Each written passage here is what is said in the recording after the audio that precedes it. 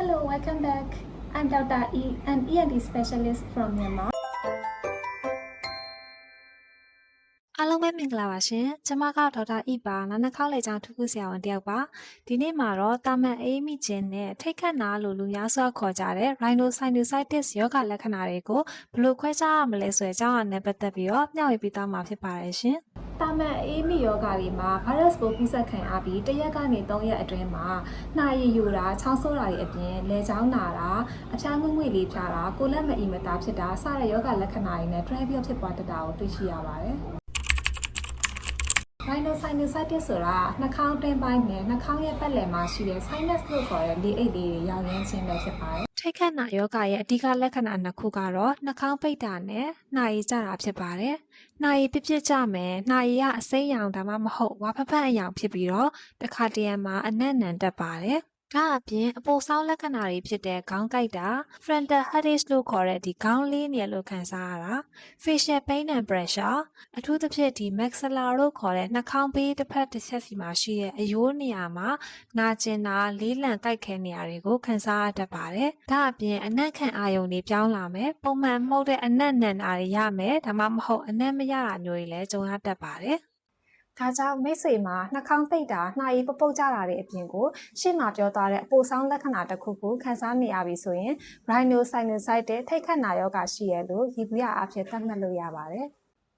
virus ပိုးတွေဖြစ်တဲ့ rhinovirus, influenza, parainfluenza virus စတဲ့ virus တွေကြောင့်နှာခေါင်းမေးပါရောင်ပြီးတော့ rhinosinusitis ဆိုလို့ခေါ်တဲ့ဒီထိတ်ခတ်နာယောဂဖြစ်ပွားတတ်ပါတယ်။ အချို့တွေမှာ virus ပိုးဝင်ပြီးနောက်ပိုင်းမှာအသက်ရှူလမ်းကြောင်းကို bacteria ပိုးတွေထပ်မံဝင်ရောက်ပြီး bacterial sinusitis ဘက်တီးရီးယားပိုးကြောင့်ဖြစ်တဲ့ထိတ်ခတ်နာယောဂဖြစ်ပွားတတ်ပြီးတော့ဘက်တီးရီးယားပိုးကြောင့်ဖြစ်ပွားမယ်ဆိုရင်ယောဂလက္ခဏာပိုမိုဆိုးဝါးတတ်ပါတယ်။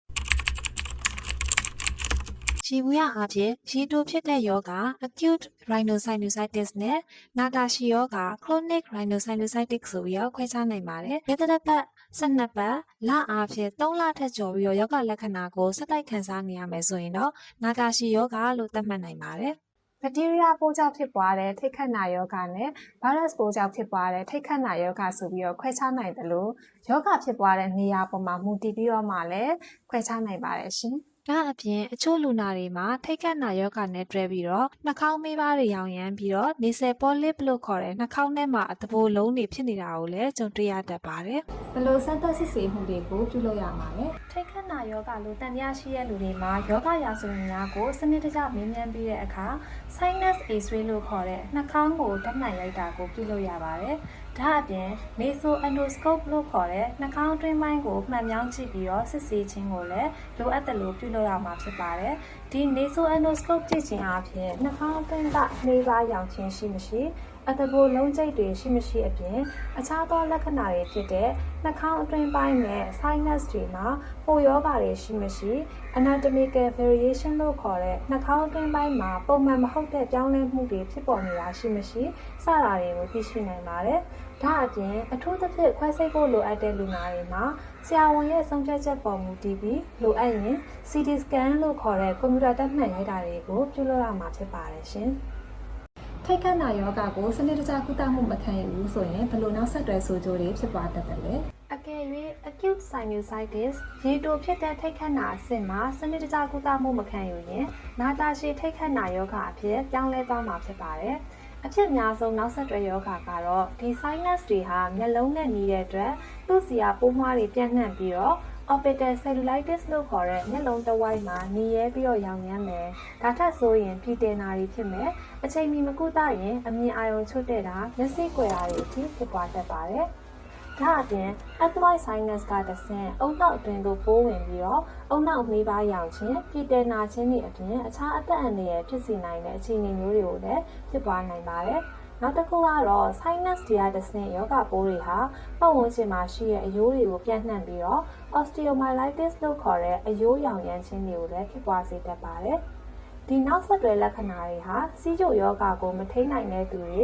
ကိုယ်ခံအားကျဆင်းနေတဲ့သူတွေနဲ့အသက်ကြီးတဲ့သူတွေမှာပိုပြီးတော့ဖြစ်ပွားတတ်ပါတယ်။ရှေးဦးစွာယောဂကိုပုံမိုဆိုးဝါးစေတတ်တဲ့အခြေအနေတွေဥပမာ allergic rhinitis လို့ခေါ်တဲ့ဓာတ်မတည့်ခြင်းကြောင့်နှာခေါင်းမေးပါးရောင်ရမ်းတာ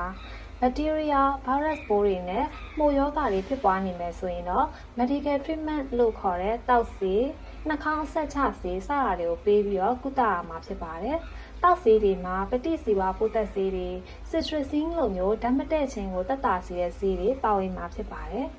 နှာခေါင်းပိတ်တာနဲ့ရောင်ရမ်းခြင်းကိုတက်တာဖို့အတွက် steroid ပါဝင်တဲ့နှာခေါင်းဖြန်းဆေးတွေနှာခေါင်းအတွင်းကစိုထိန်းစားတွေကိုထိန်းညှိပေးဖို့လော်မယ်စီလိုင်းပါတဲ့အဆက်ချဆေးတွေကိုဆရာဝန်ညွှန်ကြားတဲ့အတိုင်းစနစ်တကျထည့်ရမှာဖြစ်ပြီးတော့ဈေးကွက်ထဲမှာအလွယ်တကူဝယ်လို့ရတဲ့နှာခေါင်းပွင့်ဆေးတွေကိုအသုံးပြုခြင်းကနေလုံးဝရှောင်ရှားရမှာဖြစ်ပါတယ်ဒီလိုမိမိဘာသာဝယ်သုံးတဲ့နှာခေါင်းပွင့်ဆေးတွေအဆက်ချဆေးတွေဟာမကြာခဏသုံးစွဲတဲ့အခါမှာrebound phenomenon ကြောင့်ရေရှည်နှာခေါင်းပိတ်ခြင်းကိုဖြစ်ပွားလေးရှိပြီးတော့မလိုလားအပ်တဲ့ဆိုးကျိုးတွေကိုခံစားရမှာဖြစ်ပါတယ်။ဒါအပြင်အရေးကြီးဆုံးကတော့ saline irrigation လို့ခေါ်တဲ့နှာခေါင်းဆေးတာကိုစနစ်တကျပြုလုပ်ရမှာဖြစ်ပါတယ်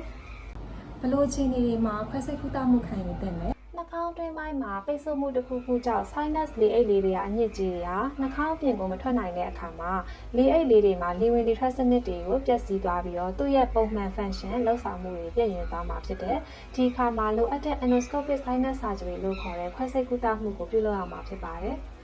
ဥပမာနှာခေါင်းမှာအတကိုယ်လုံးကျိတ်တွေဖြစ်နေတာတွေပုံမှန်ခန္ဓာပြားစနစ်ပြည့်ရင်သွားတဲ့အခါမှာများသောအားဖြင့်ခွဲစိတ်ကုသမှုတွေလိုအပ်လာမှာဖြစ်တယ်။ဒါအပြင်လုံလောက်တဲ့ဆေးဝါးကုသမှုတွေခံယူထားပေမဲ့ယောဂလက္ခဏာသက်သာခြင်းမရှိတဲ့သူတွေနဲ့ထိတ်ခတ်နာရဲ့နောက်ဆက်တွဲလက္ခဏာတွေပါတွဲပြီးတော့ဖြစ်နေတဲ့လူနာအချို့မှာလည်းခွဲစိတ်ကုသမှုကိုရွေးချယ်ရမှာဖြစ်ပါတယ်။ endoscopic sinus surgery ဆိုတဲ့ခွဲစိတ်ကုသမှုအန္တရာယ်ရာဘာတွေဖြစ်မလဲဒီ endoscopic sinus surgery ရဲ့အားသာချက်ကတော့နှာခေါင်းမှန်ပြောင်းကနေတဆင့်ခွဲစိတ်ရတာဖြစ်တဲ့အတွက်ကြောင့်မျက်နှာပေါ်မှာခွဲချောင်းတွေဖြစ်တာအမာရွတ်တွေထင်တာတွေမဖြစ်တဲ့အပြင်ပုံမှန်ဆိုရင်ရက်ကြာကြီးဆေးရုံတက်ရမယ်ခွဲစိတ်ကုသမှုမျိုးမဟုတ်ပါဘူးဒီခွဲစိတ်ကုသမှုဟာမိတ်ဆေးပေးပြီးတော့ခွဲရတဲ့ခွဲစိတ်ကုသမှုမျိုးဖြစ်တဲ့အတွက်ကြောင့်မိတ်ဆေးအန္တရာယ်ရှိနိုင်ပါတယ်။သွေးထွက်များရင်သွေးသွင်းရတာရှိနိုင်မယ်။သွေးမထွက်အောင်လို့ခွဲခါစမှာ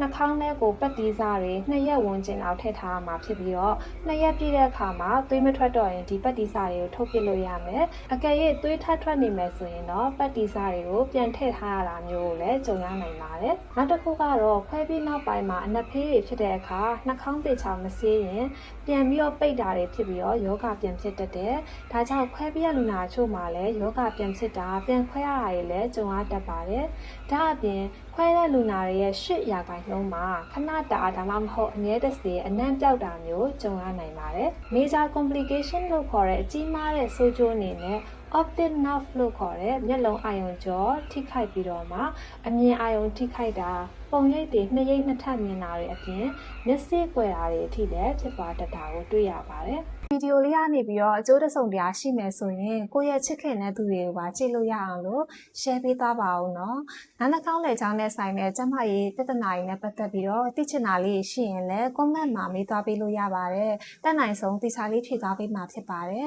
။နောက်ပတ်တွေမှာလည်းနားနှာခေါင်းလည်ချောင်းဆိုင်ရာကျမကြီးဘုသူတ္တတွေနဲ့ပတ်သက်ပြီးတော့အပတ်စဉ်မျှဝေပေးသွားမှာဖြစ်လို့ channel လေးကိုလည်း subscribe လုပ်ထားဖို့မမေ့နဲ့နော်။